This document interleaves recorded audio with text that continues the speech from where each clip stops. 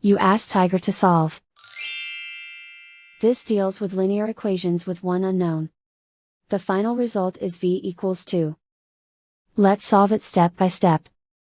Group all v terms on the left side of the equation.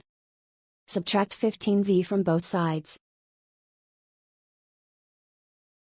Group like terms. Simplify the arithmetic.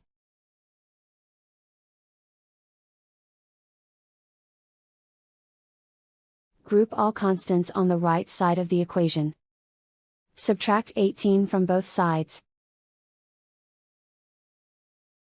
Simplify the arithmetic.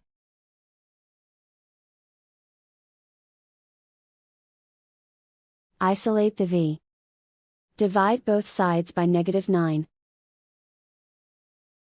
Cancel out the negatives. Simplify the fraction. Cancel out the negatives.